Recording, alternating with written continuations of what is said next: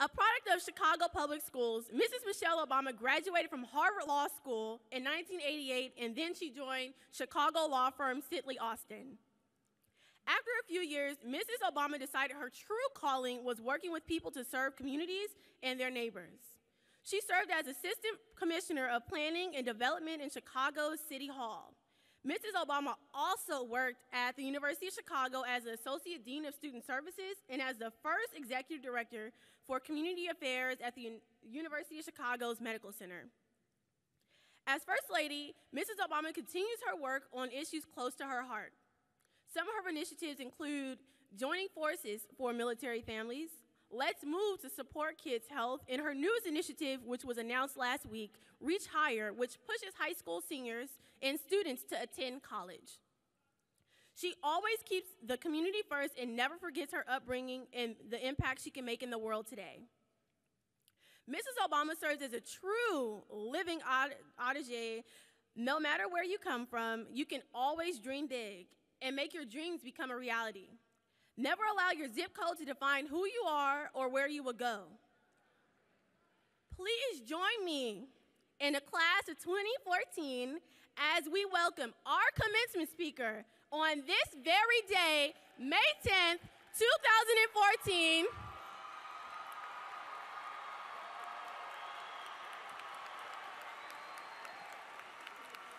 First Lady of the United States of America, Mrs. Michelle Obama.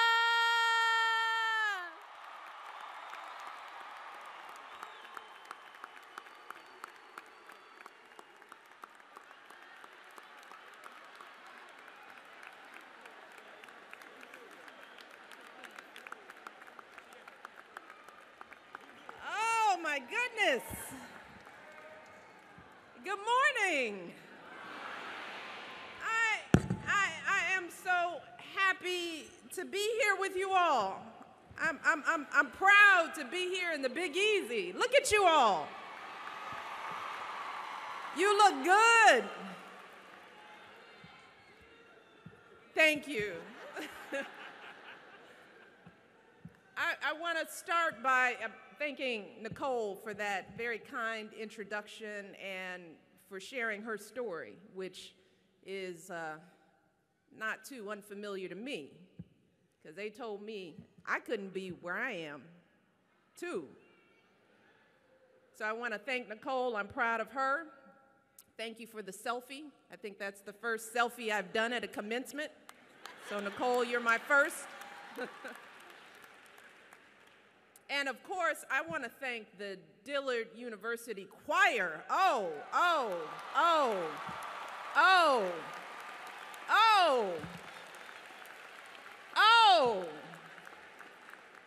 That's all I can say. It's like, you want to start something up in here, right? It's like, now we got a commencement going on up in here. That was beautiful, beautiful. Thank you so much. I also want to recognize Senator Mary Landrieu, who is here. Let's give her a hand. I know she has been a strong supporter of this university. I want to thank the Dillard University Board of Trustees. I want to thank the faculty, the staff, and of course, your tremendous president, Dr. Walter Kimbrough. Now, my husband has been called a few things over the years, but he has never had the honor of being referred to as the hip-hop president, so. I also want to thank all of the folks from the University of New Orleans for hosting us here today, and I know they're hosting the folks at Southern University at New Orleans for their commencement later on today as well. So we wish them a wonderful day, and thank you for having us.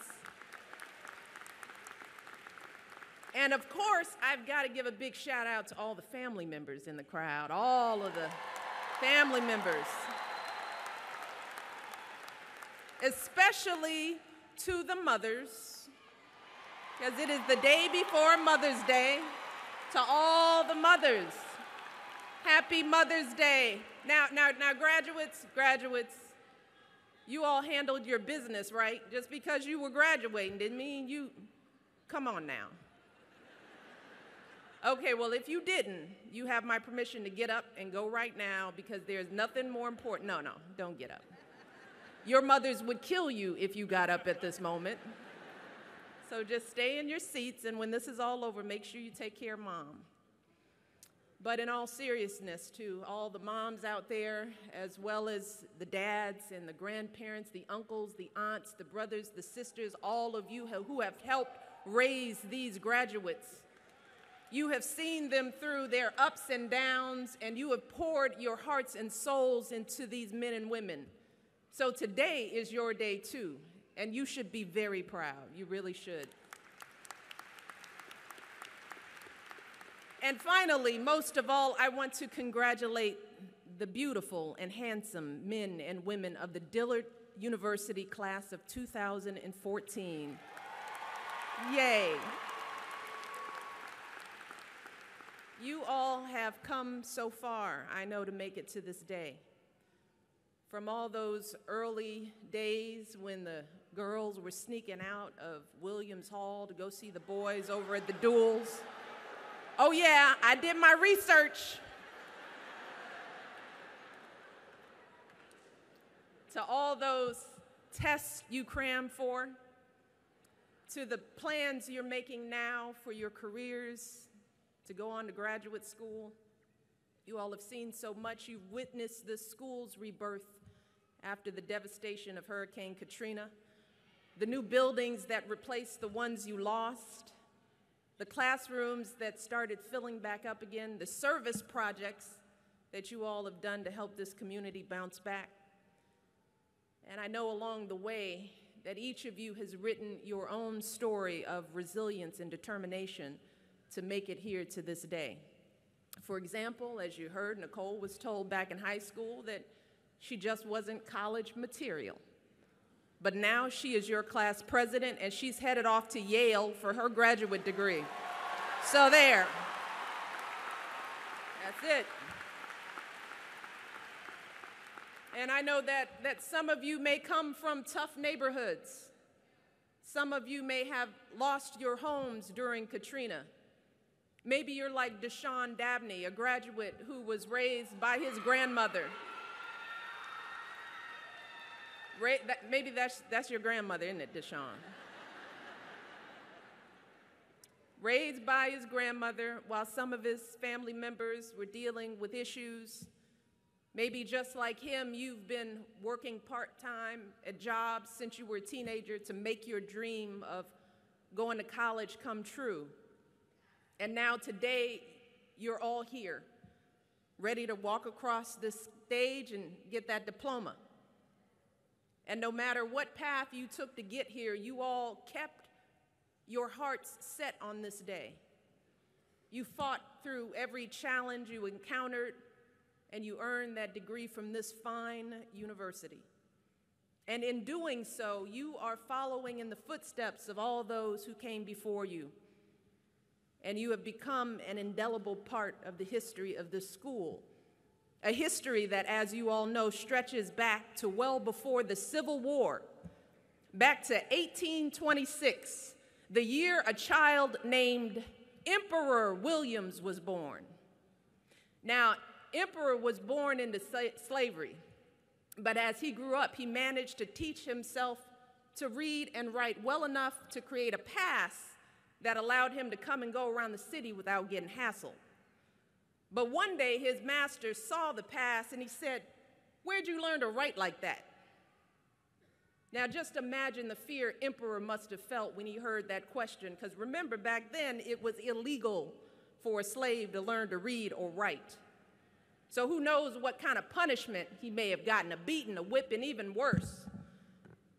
We don't exactly know what happened on that day, but we do know that when Emperor turned 32, after more than 3 decades in bondage, he became a free man.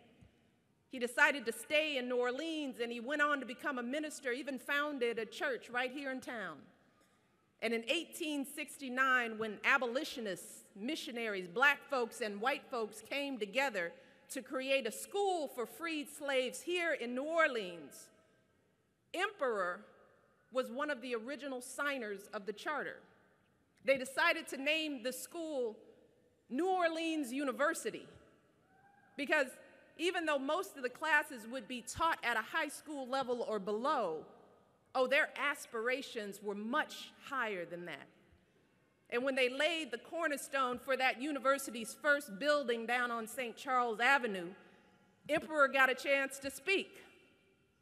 He said, and these are his words, he said, "For 20 years, I was a slave on these streets. It was a penitentiary offense to educate a Negro. I have seen my fellow servants whipped for trying to learn, but today here I am speaking where a building is to be erected for the education of the children of my people." He goes on to say, "I wonder if this is the world I was born in." See, in the course of his short lifetime, Emperor saw education go from being a crime for black folks to being a real possibility for his kids and grandkids. So no wonder he was asking whether this was the same world he'd been born into. See, for a man like Emperor, getting an education could open up a whole new world of opportunity. An education meant having real power, meant you could manage your own money, meant you could get swindled out of land or possessions when somebody told you to just sign on the dotted line. Sometimes even determine whether or not you could vote. So most folks back then saw education as the key to real and lasting freedom. That's why when New Orleans University and the other African American college in town, Straight University, first opened their doors, one of the biggest problems they faced was too many students. That's right, too many students. Many of these students barely spoke English. They'd grown up speaking Creole or French. Few had ever seen the inside of a classroom or even been taught their ABCs. But let me tell you, those students were hungry. You hear me? Hungry. They studied like their lives depended on it. They blazed through their lessons. And that hunger for education lasted for generations in the African American community here in New Orleans. When an arsonist set fire to the school's library in 1877, they built a new one. When those two original schools ran into financial troubles years later, they started making plans to build an even bigger and better university. And in the 1930s, when white folks complained that this new school would mean too many black students on their buses, the folks at the school got the city to add a bus line just for their students because nothing was going to stop them from achieving the vision of those early founders. And finally, in May of 1934, they broke ground for this school, Dillard University. A university that would go on to produce some of the leading thinkers and achievers in our country. And the day the cornerstone was laid for your library, the president of Howard University spoke these words. He said, "There lies in this Southland today, buried in unmarked graves, many a black genius who would have blessed this city and this section of our country if only his parents could have had before them the Dillard University you are now building." And in the years since then, through segregation and depression, through threats of violence and the flood waters of a devastating storm, students like you have come here to study and to learn and to carry forward those hopes and dreams. And today, I stand before a sea of young geniuses. Oh, yeah.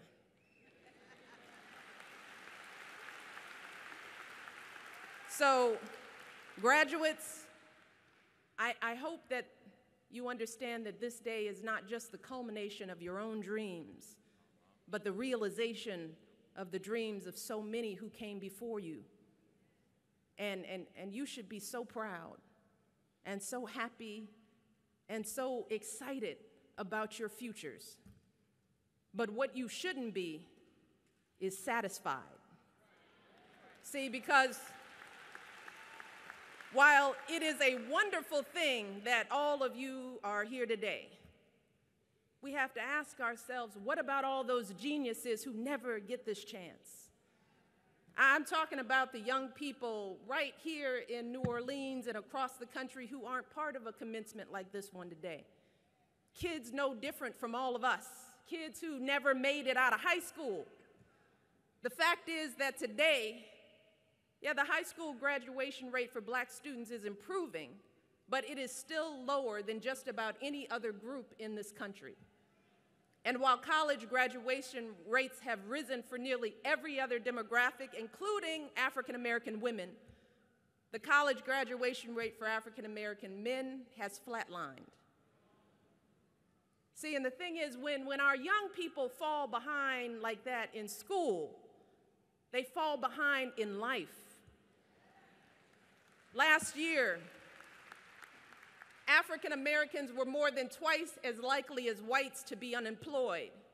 They were almost 3 times as likely to live in poverty, and they were far more likely to end up in prison or be the victims of violent crimes. Now, perhaps when you hear these statistics, you might think to yourself, well, those numbers are terrible, but I'm not part of the problem. And you might be thinking that since you're not one of those statistics and you're sitting here wearing that nice black robe today, you can go on your way and never look back. But folks like you and me, we can't afford to think like that, never. See, because we're the lucky ones, and we can never forget that we didn't get where we are today all on our own. We got here today because of so many people who toiled and sweat and bled and died for us. People like our parents and grandparents and all those who came before them. People who never dreamed of getting a college education themselves, but who worked and saved and sacrificed so that we could be here today. We owe them. We owe them. And the only way to pay back that debt is by making those same kinds of sacrifices and investments for the next generation. And I know, sitting here right now, that task could seem a bit overwhelming. I know it could seem like the deck is stacked way too high against our young people. And the truth is that some of the problems we face, structural inequality, schools that lag behind, workplace and housing discrimination, those problems are too big for one person to fix on their own. But that's still no excuse to stand on the sidelines, because we know that today, education is still the key to real and lasting freedom. It is still true today. So it is now up to us to cultivate that hunger for education in our own lives and in those around us. And we know that hunger is still out there. We know it. We see it in students like Deshaun and Nicole and all of you who scraped and clawed so you could make it to this day. We see it in the single moms who work 3 jobs so their kids might have a shot at earning a degree like yours. We see that hunger all around the world. And that young woman named Malala, who was shot on her school bus in Pakistan just for speaking out in support of girls getting an education. And the more than 200 girls kidnapped from their own school in Nigeria for wanting an education. Young people who are knowingly risking their lives every day just to go to school. And in fact, you've seen that hunger right here at Dillard. Your valedictorian, 3 salutatorians are all from Nigeria.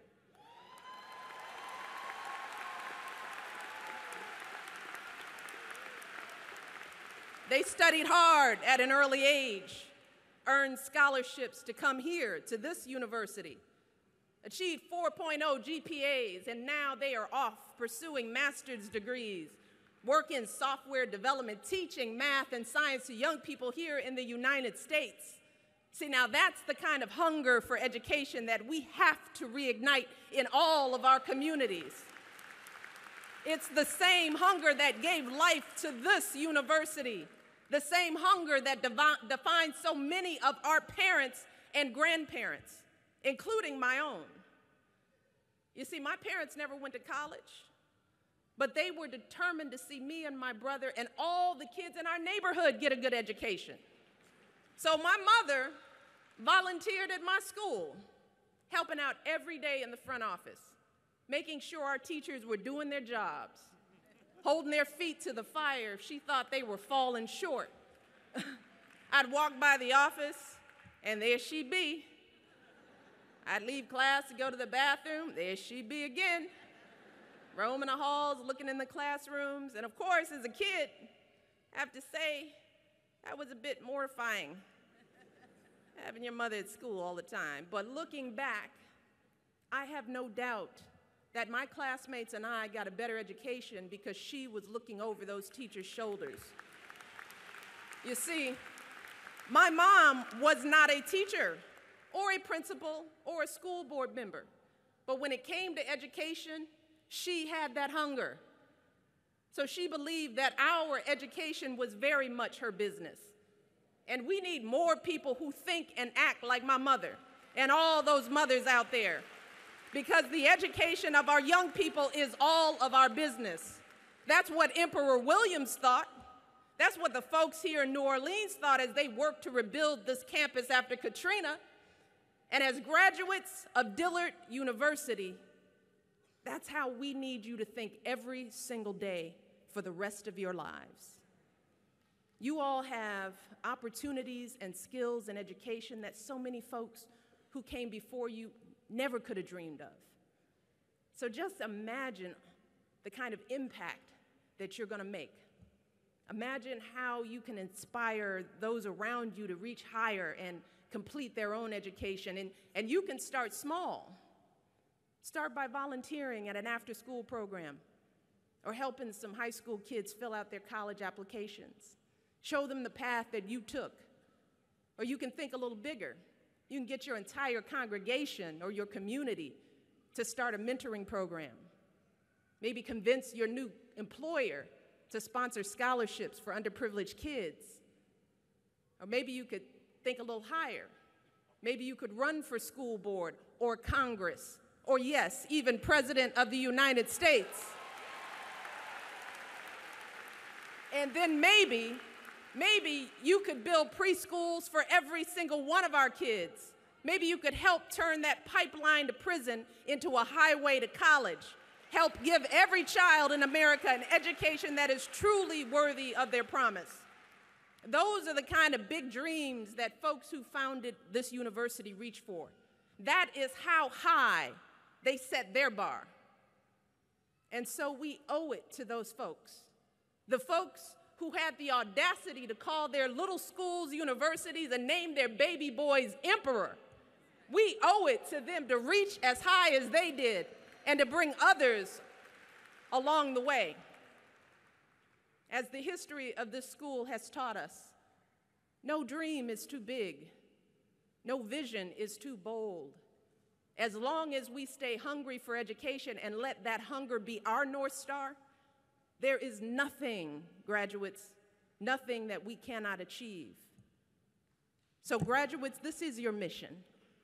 This is your obligation. I want you to keep reaching higher. I want you all to keep raising your bars. Let the next generation know that there is no greater investment than a good education. And if you do all of this, then I am confident that you will uphold that duty and write your own chapter into the legacy of this great university.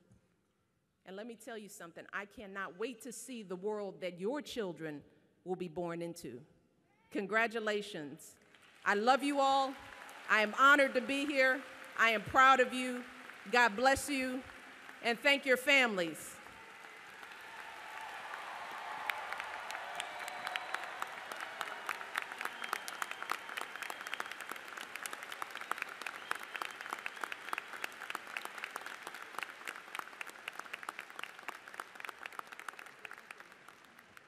Mr. President, it is my privilege to present to you Mrs. Michelle Obama, candidate for the honorary degree of Doctor of Humane Letters.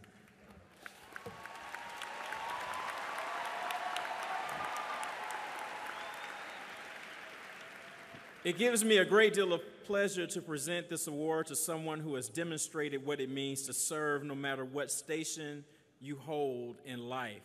You exemplify one of the tenets that we hold dear in our mission, that is to develop students who are culturally aware and concerned with the human condition. You have demonstrated this through your work and your focus on health, nutrition, and the environment. You have mobilized the entire country, and you've got us all moving, eating fresh vegetables, and doing our part to conserve and protect the planet. Your work with military families reminds us of our responsibility to care for those who make personal sacrifices so that we can live and enjoy peace and freedom in the greatest country on earth. You are the epitome of poise with power, a role model for young women in America, especially little black girls. And while as a people we respect your great intellectual acumen, we love your dress game. The arms out showing the guns, and the hair is flawless. Therefore, on recommendation of the faculty and with the approval by the Dillard University Board of Trustees, I confer upon you the honorary degree of Doctor of Humane Letters, honoris causa, with all the rights, privileges, and responsibilities appertaining thereunto.